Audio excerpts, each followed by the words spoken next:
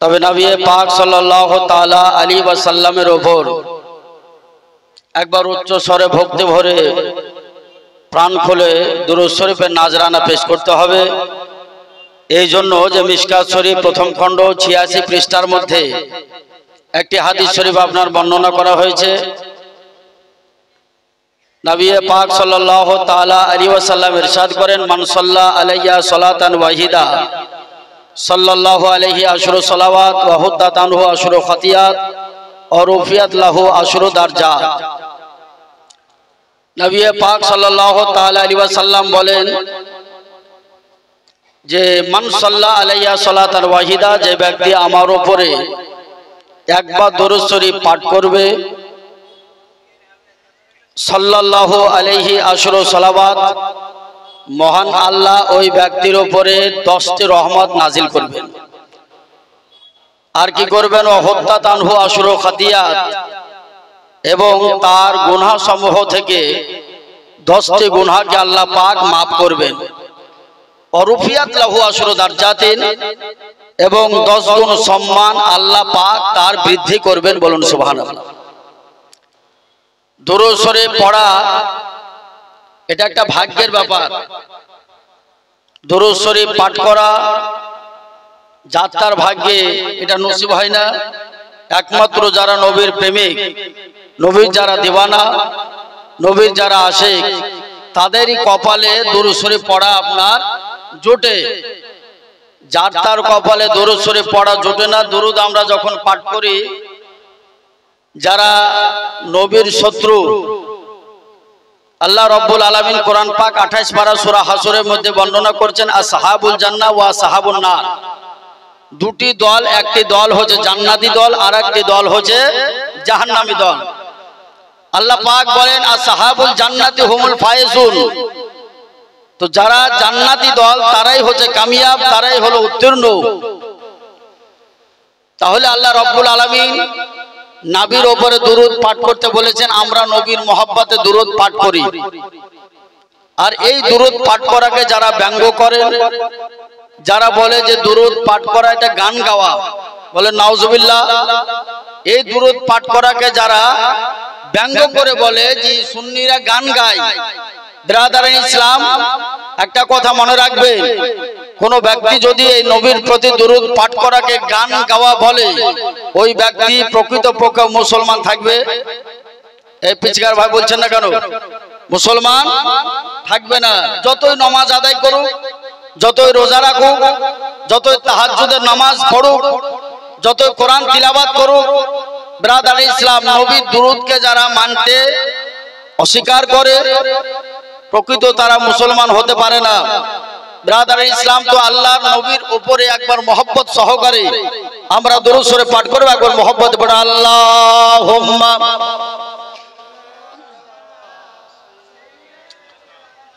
মাওলানা মুহাম্মদ ওয়া আলা আলিহি মাওলানা মুহাম্মদ সাল্লাল্লাহু আলা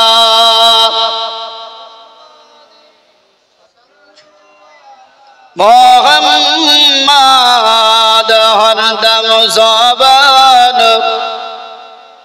পাক নামে মুহাম্মদ হরদম জবান শাফিয়ানা মুহাম্মদ সাল্লাল্লাহু তাআলা আলাইহি ওয়াসাল্লাম। পবিত্র কালামুল্লাহ শরীফ থেকে আপনাদের সম্মুখে পাঠ করেছি। আল্লাহ রাব্বুল আলামিন বলেন, ওয়া আল্লামাকা মা লাম তাকুন তাআলাম। হাবিব, আপনি যাহা কিছু জানিতেন না, আপনাকে আমি সব শিখিয়ে দিয়েছি। ওয়া কানা ফদলুল্লাহি আলাইকা আযীমা, এবং আল্লাহর বিশেষ অনুগ্রহ, বড় অনুগ্রহ আপনার উপরে। তো ব্রাদার ইসলাম, আল্লাহ পাক বললেন যে ওয়া আল্লামাকা মা লাম তাকুন তাআলাম, হাবিব আপনি যাহা কিছু জানিতেন না, আপনাকে আমি সব শিখিয়ে দিয়েছি। আল্লাহ রাব্বুল আলামিন বললেন যে সব শিখিয়ে দিয়েছি। আচ্ছা, সব যদি আল্লাহ পাক শিখিয়ে দেয় তো কোনো জিনিস বাদ থাকবে? আল্লাহ বলছেন যে সব শিখিয়ে দিয়েছি, তাহলে কিছু বাদ থাকলো? কিছু বাদ থাকবে না। ব্রাদার ইসলাম, নবী পাক সাল্লাল্লাহু তাআলা আলাইহি ওয়াসাল্লাম আজকে মেশিনের সাহায্যে, যন্ত্রের সাহায্যে মায়ের পেটে কোন সন্তান আছে, পুত্র সন্তান না কন্যা সন্তান, এটা আপনার দেখা সম্ভব না অসম্ভব? এই বলছেন না কেন? ভ্রূণ চেক করা এটা হচ্ছে সম্ভব, মেশিনের দ্বারাতে এটা দেখা সম্ভব। কিন্তু বেরাদার ইসলাম, এটা মানতে মানুষ অস্বীকার করে না, কোনো আপত্তি আসে না। কিন্তু নবী যখন বলবেন, নবীর সম্পর্কে যখন নবীর দিওয়ানাগণ বলেন যে নবী এটা জানেন, নবী ওটা জানেন, আল্লাহ পাক নবীকে অদৃশ্যের সংবাদের জ্ঞান দিয়েছেন, এগুলো বিশ্বাস করতে যদি কারো আপত্তি থাকে, যদি কারো আপনার প্রশ্ন মনে জাগে, তো জানতে হবে যে ওই ব্যক্তির অন্তরে নবীর মহব্বতের ত্রুটি আছে। ব্রাদার ইসলাম, বুখারী শরীফ আপনি উঠিয়ে দেখুন, আকা নবী মুস্তাফা সাল্লাল্লাহু তাআলা আলাইহি ওয়াসাল্লাম আজকে মায়ের পেটে কোন সন্তান আছে, পুত্র সন্তান না কন্যা সন্তান, কোন ব্যক্তি কোথায় মারা যাবে, কোন ব্যক্তি আগামী কাল কি খাবে, কোন ব্যক্তি আজকে কোন জায়গাতে ইন্তেকাল করবে, আগামী কাল কি হবে। বেরাদার ইসলাম, আপনার নবী আমার নবী এই সমস্ত খবর আল্লাহ পাকের দেওয়া জ্ঞানে জানে। জোরে বলেন, আল্লাহ পাকের দেওয়া জ্ঞানে নবী আমার জানে। বেরাদার ইসলাম, বুখারী শরীফের মধ্যে একটি হাদিস শরীফ সংকলন করা হয়েছে যে নবী পাক সাল্লাল্লাহু তাআলা আলাইহি ওয়াসাল্লাম উহুদ পাহাড়ে অবস্থান করলেন। পাহাড় নবী পাকের স্পর্শ পেয়ে জাম্পিস করতে লেগেছিল। আপনার পাহাড় নবী পাকের কদম মোবারকের স্পর্শ পেয়ে হিলতে আরম্ভ করেছিল। নবী আমার বলেছিলেন, উসবুত ইয়া উহুদ, এ উহুদ তুমি শান্ত হয়ে যাও, দাঁড়িয়ে যাও, হারকাত করিও না। আলাইকা নাবিয়্যুন, তোমার উপরে একজন নবী আছেন। ওয়ালাইকা সিদ্দিকুন, তোমার উপরে একজন সিদ্দিক আছেন। ওয়া শাহিদান, তোমার উপরে দুইজন শহীদ ব্যক্তি আছেন। বিরাদার ইসলাম, চারজন টোটালে আপনার উহুদ পাহাড়ে উঠেছেন। যারা হজ করতে গিয়েছেন মক্কা শরীফ, আপনারা দেখে এসেছেন যে মক্কা শরীফে উহুদ পাহাড়ে কমবে 70 জন সাহাবায়ে কেরামের মাজার শরীফ আছে। এই জায়গাতে নবী আমার যখন উঠেছিলেন, নবী পাকের কদম মোবারকের স্পর্শ পেয়ে পাহাড় আপনার ঝুমতে লেগেছিল, হিলতে আরম্ভ করেছিল।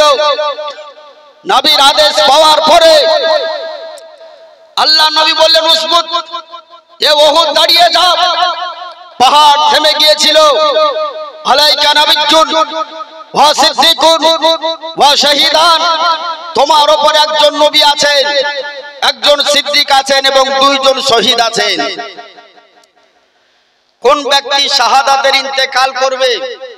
আপনার আমার এখানে যতজন ব্যক্তি আছে কেউ বলতে পারবেন? স্টেজে ওলামায়ে কেরামগণ আছেন, হাজী সাহেবগণ আছেন। কারো পক্ষে এটা বলা সম্ভব নয় যে আমি কোন অবস্থায় মারা যাব, কোন হাজী সাহেব কোন অবস্থায় ইন্তেকাল করবে, কেউ বলতে পারবে না।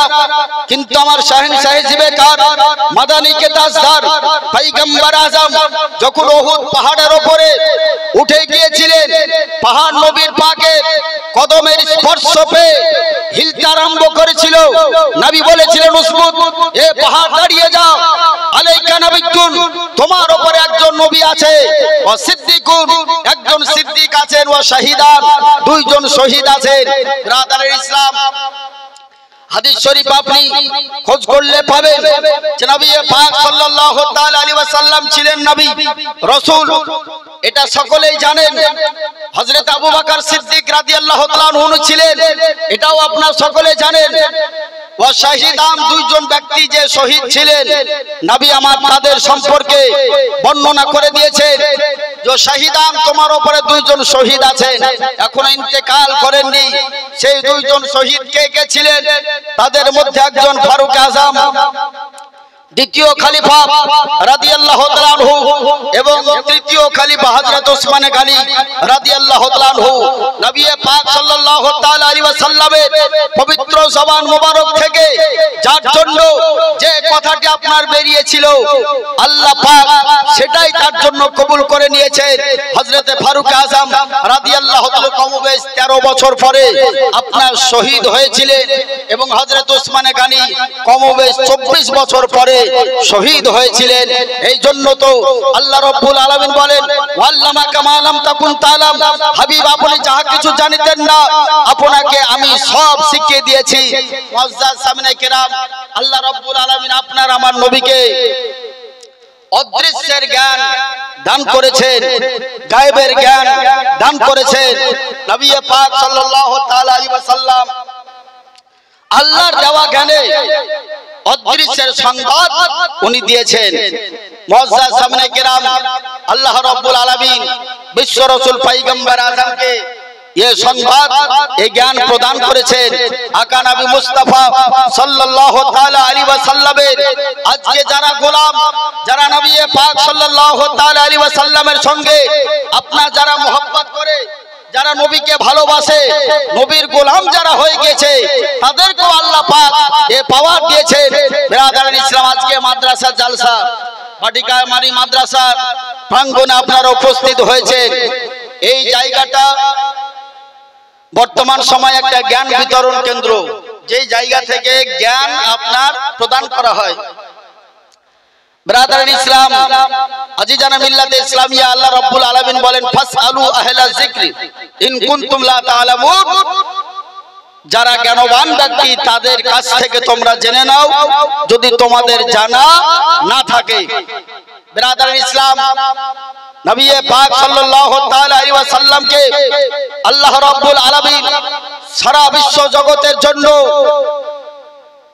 মুআল্লিম করে পৃথিবীর বুকে আল্লাহ পাক প্রেরণ করেছেন দয়ার নবী মুস্তাফা সাল্লাল্লাহু তাআলা আলাইহি ওয়াসাল্লামের দরবার থেকে শরীয়তের জ্ঞান পাওয়া যায় যে নবীর দরবার থেকে হাকিকাতের জ্ঞান পাওয়া যায় যে নবীর দরবার থেকে আজকে আপনার মারিফাতের জ্ঞান পাওয়া যায় যে নবীর দরবার থেকে তরিকাতের জ্ঞান পাওয়া যায় এক কথায় সমস্ত কিছু আমার রাসূলের দরবার থেকে পাওয়া যায় এই জন্য নবী আমার বলেন ইন্নামা আনা কাসিবুন আল্লাহু ইউতি অবশ্যই আল্লাহ পাক আমাকে দেন আর আমি নবী মুস্তাফা সেটা বন্টন নবী মুস্তাফা সেটা বন্টন করে থাকি আল্লাহ পাকের দেওয়া জ্ঞানে নবী পাক আপন দরবার থেকে গোটা পৃথিবীবাসীকে জ্ঞান বন্টন করে থাকেন ব্রাদার ইসলাম হয়তো ভাবছেন যে এটা কিভাবে সম্ভব নবীর সঙ্গে দেখা নাই সাক্ষাৎ নাই কিন্তু নবী কেমন ভাবে জ্ঞান বন্টন করেন অবশ্যই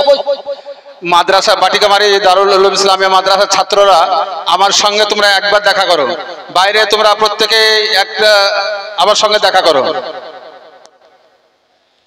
তো নবীকে আল্লাহ পাক জ্ঞানের মালিক করে দিয়েছেন ব্রাদার ইসলাম যে নবীর সঙ্গে মহব্বত রেখে আজকে কোরআন ও হাদিসের জ্ঞান থেকে যারা রিসার্চ করে মসলা মাসাইল গোটা পৃথিবীবাসীকে প্রদান করে গিয়েছেন তাদের মধ্যে চারজন বিখ্যাত ইমামের নাম আপনারা শুনেছেন একজন হলেন হযরতে ইমামে আযম রাদিয়াল্লাহু তাআলা আনহু অপরজন হযরতে ইমামে শাফি রাদিয়াল্লাহু তাআলা আনহু আরেকজন হযরতে ইমাম মালিক রাদিয়াল্লাহু তাআলা আনহু আরেকজন হলেন হযরতে ইমাম আহমদ ইবনে হাম্বল রাদিয়াল্লাহু তাআলা আনহু চারজন জগৎ বিখ্যাত ইমামের নাম ব্রাদার ইসলাম এই চারজন জগৎ বিখ্যাত ইমাম গোটা পৃথিবী যাদের আপনার ইসলামবাদকৃত মাসাইলের উপরে ডিপেন্ড করে আপনার আমল করে সবচেয়ে বেশি যার মসলা মাসাইলের উপর আমল করা হয় তিনি হলেন ইমামে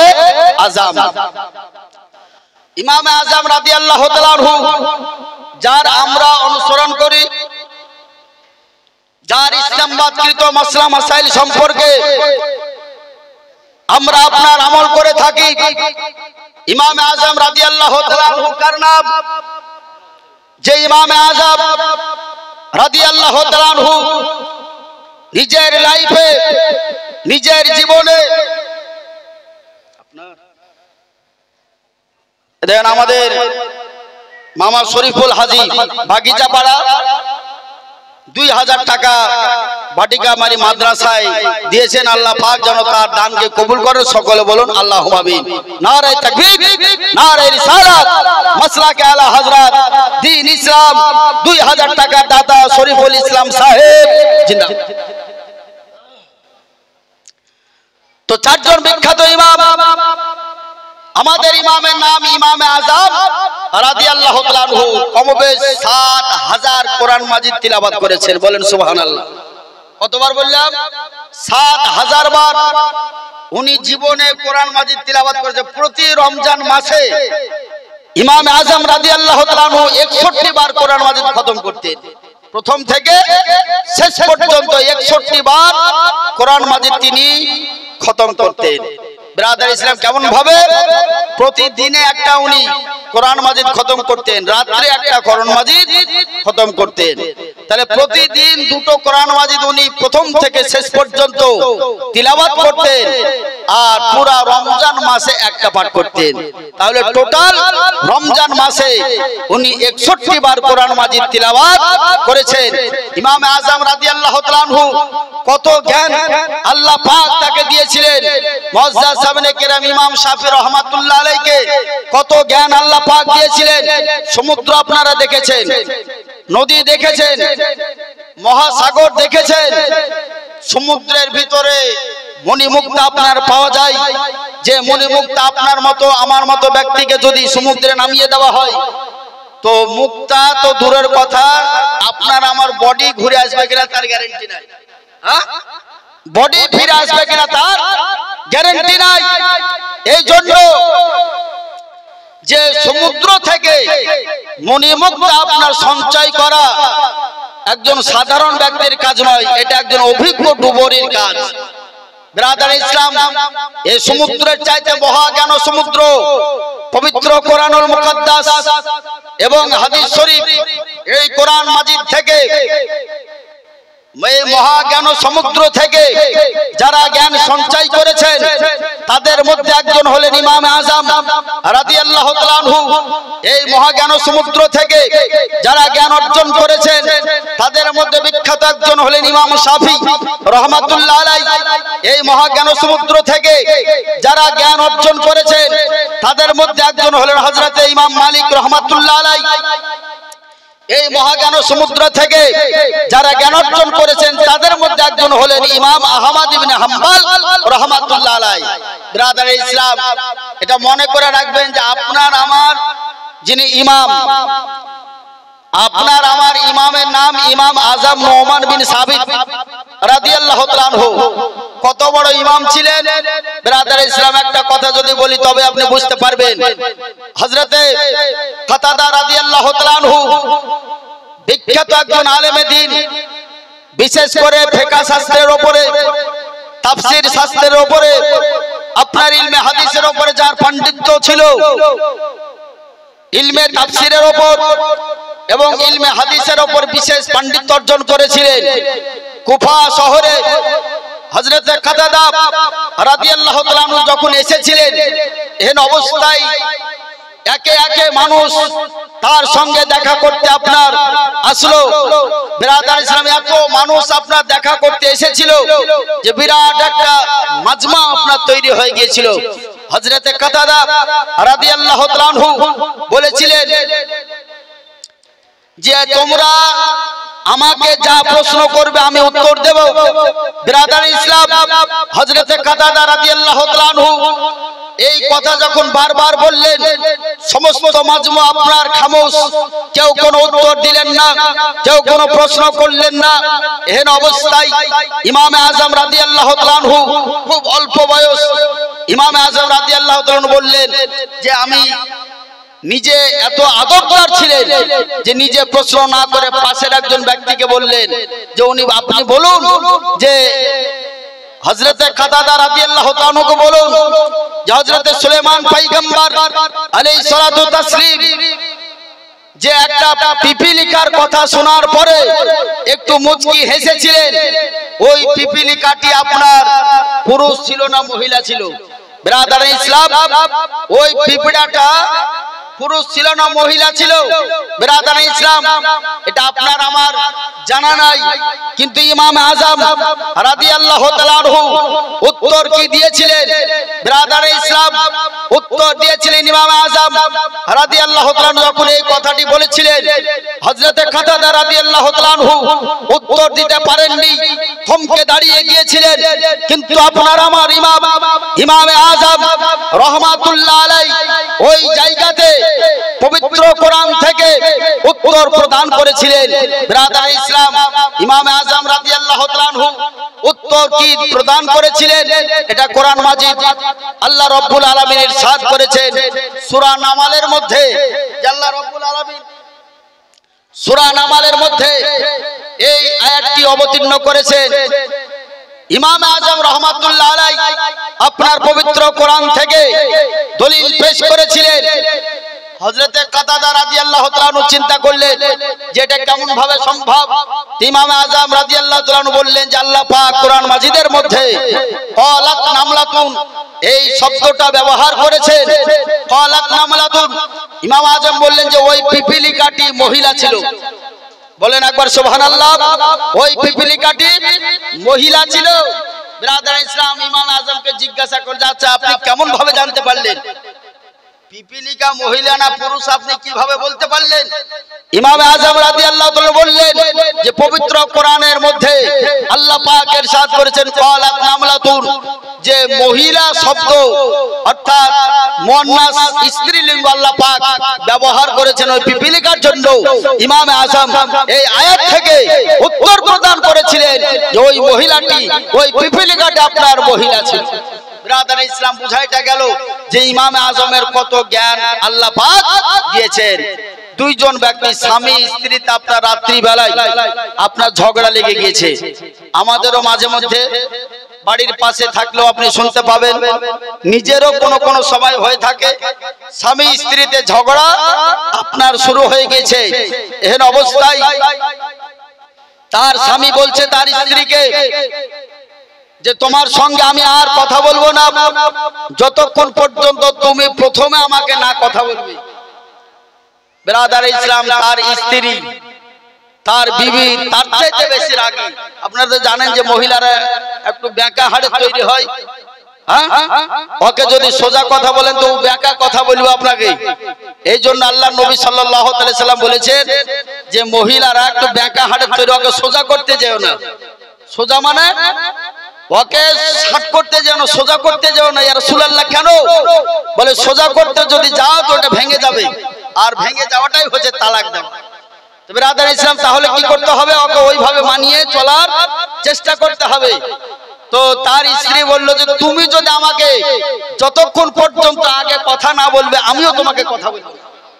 ব্রাদার ইসলাম, দুইজনে রাগারাগি করে ইয়ার একদিকে মুখ ওর একদিকে মুখ, রাত্রি কোন রকমে অতিবাহিত হলো। একদিন দুই দিন করতে করতে আপনার এইরকম ভাবে কয়েকদিন অতিবাহিত হলো। বলে না, এইভাবে চলা যাবে না। ব্রাদার ইসলাম, পুরুষের যেমন বাড়িতে কাজ থাকে, মাঠে ঘাটে কাজ থাকে, মহিলারাও অনেক কাজ আপনার বাড়িতে করে থাকেন। তো চিন্তা করলেন যে কিভাবে সমাধান পাওয়া যাবে।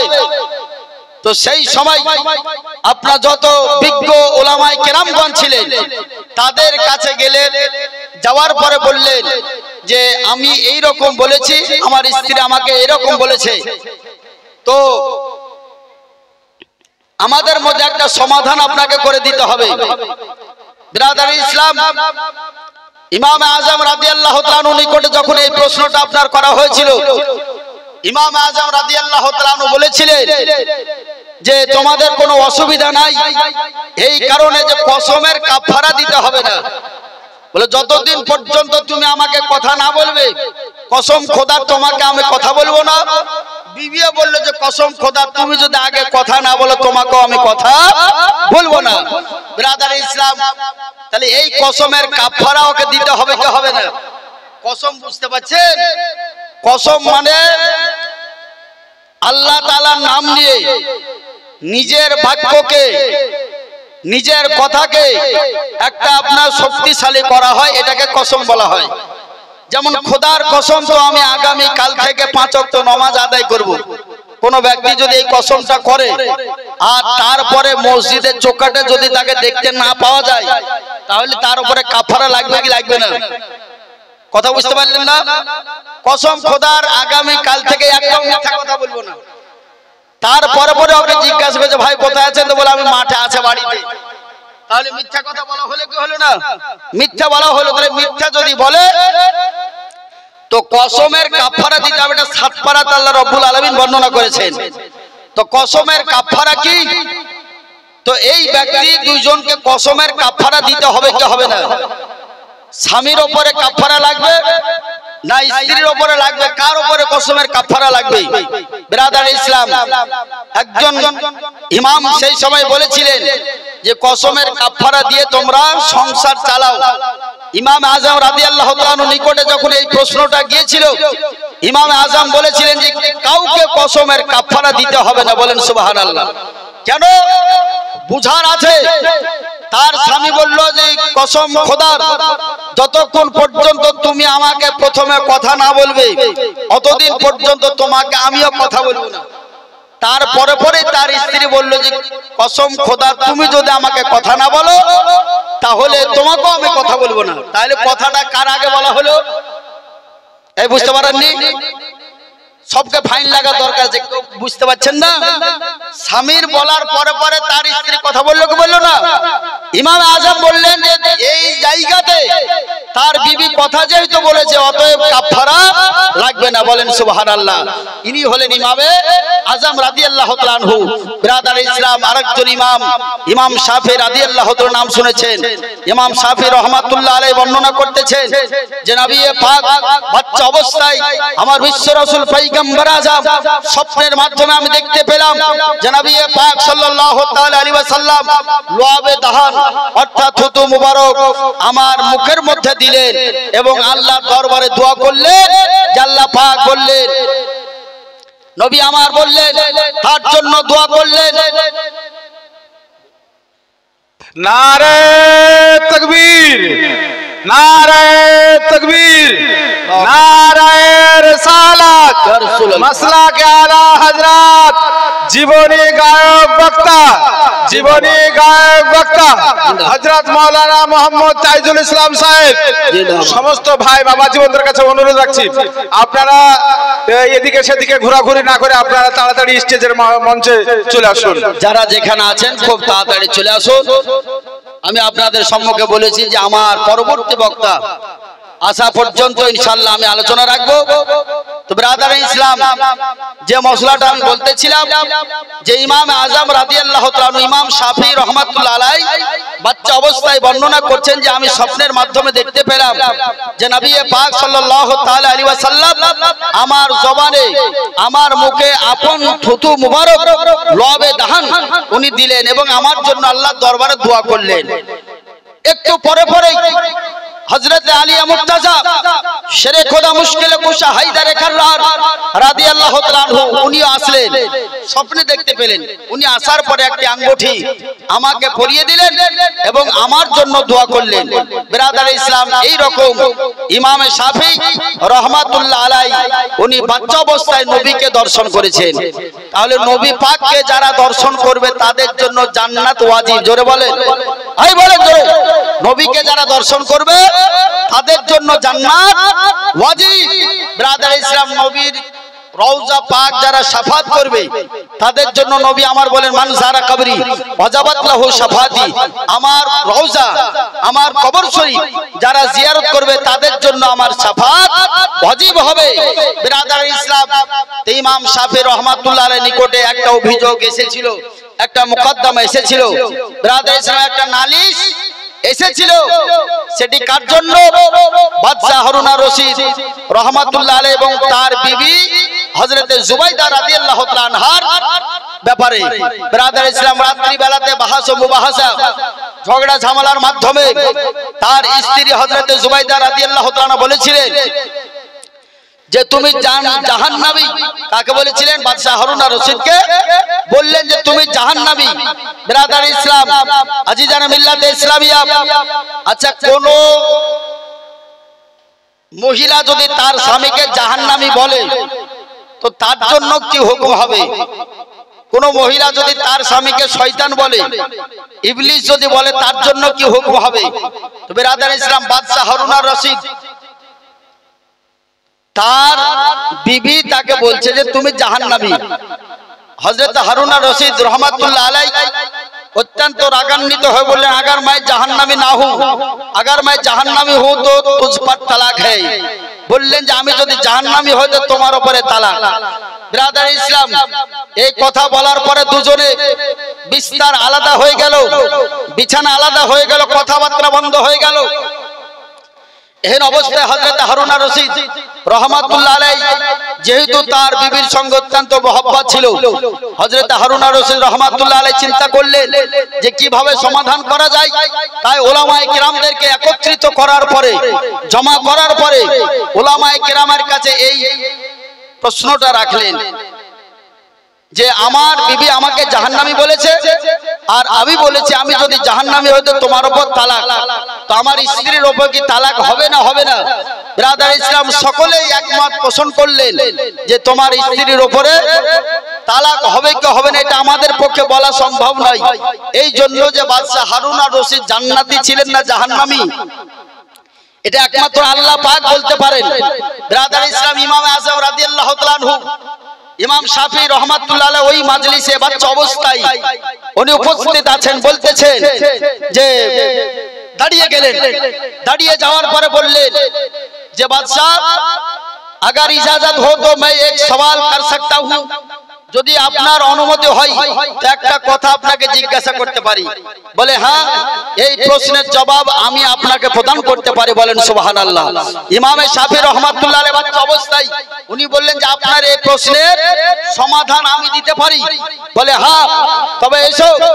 ইমাম শাফি রাহমাতুল্লাহ আলাইহি বাদশাহ হারুন আর রশিদ নিজের কাছে ডাকলেন। নিজের কাছে যাওয়ার পরে হযরত ইমাম শাফি রাহমাতুল্লাহ আলাইহি জিজ্ঞাসা করছেন যে আচ্ছা आपको मेरी जरूरत है या मुझे आपकी जरूरत है? বাদশাহ হারুন আর রশিদ বললেন যে তোমাকে আমার প্রয়োজন, তোমাকে আমার দরকার। তো উনি বলতেছেন যে তাহলে আপনি সিংহাসন ছেড়ে নিচে চলে আসুন, যেহেতু আমি আপনার প্রশ্নের জবাব দেব এই জন্য আপনি নিচে চলে আসুন। ব্রাদার ইসলাম, হযরত ইমাম শাফি রহমাতুল্লাহ আলাইহির কথা শুনে বাদশাহ হারুন আর রশিদ রহমাতুল্লাহ আলাইহি সিংহাসন ছেড়ে নিচে চলে আসলেন। হযরতে ইমাম শাফি রহমাতুল্লাহ আলাইহি সিংহাসনে আপনার বসলেন। বসার পরে উত্তর প্রদান করেছিলেন। সর্বপ্রথম বাদশাহ হারুন আর রশিদকে জিজ্ঞাসা করেছিলেন যে আপনি এই রকম কি কোনো গুনাহ থেকে বেঁচে আছেন যে আপনি গুনার কাজ করতে পারবেন অথচ আল্লাহর ভয়ে সেই গুনাহটা করেননি? এই রকম কাজ কি আপনি করেছেন? হযরত হারুন আর রশিদ রহমাতুল্লাহ আলাইহি উত্তর দিয়েছেন যে হ্যাঁ, এই রকম কাজ আমি কয়েকবার গুনাহটা করব ভেবেছিলাম, কিন্তু আল্লাহ তাআলার ভয়ে এই গুনাহ আমি করতে পারিনি। ব্রাদার ইসলাম, এহেন অবস্থায় হযরতে ইমাম শাফি রহমাতুল্লাহ আলাইহি বললেন যে আমি ফতোয়া প্রদান করছি যে আপনি হলেন জান্নাতি। বলেন সুবহানাল্লাহ। আপনি হলেন জান্নাতি। সমস্ত উলামায়ে কেরামগণ ইমাম শাফি রাহমাতুল্লাহ আলাইহির কথা শুনে আশ্চর্য হয়ে গিয়ে জিজ্ঞাসা করেছিলেন যে ইমাম শাফি, আজকে তুমি কোন জায়গা থেকে দলিল প্রদান করলে, কেমন ভাবে যে উত্তর দিলে? ব্রাদার ইসলাম, ইমাম শাফি রাহমাতুল্লাহ আলাইহি পবিত্র কোরআনুল মুকাদ্দাস থেকে উত্তর দিয়েছিলেন যে যারা আল্লাহর ভয়ে পাপের কাজ থেকে বেঁচে থাকবে অথচ সেই কাজটা করতে পারবে, কিন্তু ব্রাদার ইসলাম মহান আল্লাহকে ভয় করে ওই ব্যক্তি সেই কাজটা করেনি, ফাইনাল জান্নাত মাওয়া, আল্লাহ রাব্বুল আলামিন বলছেন যে তাদের ঠিকানা হলো জান্নাত। বলেন সুবহানাল্লাহ। ইমাম শাফি রাহমাতুল্লাহ আলাইহি বললেন যে এই কারণে বাদশা হারুন আর রশিদ হলেন জান্নাতি। মুআজ্জাজ সামনে কেরাম। আর যখন জান্নাতি তখন তার বিবির উপরও তালাক অর্পিত হবে না, বেঁচে গিয়েছিল। ইমাম শাফি রহমাতুল্লাহ আলাইহি সমস্ত উলামায়ে কেরামগণ বললেন যে বাচ্চা অবস্থায় যদি এর জ্ঞানের এত পাওয়ার হয় তো বড় যখন হবে, আলেম যখন হবে, ফাজিল যখন হবে, মুফতি যখন হবে, তখন তার জ্ঞানের পাওয়ার কত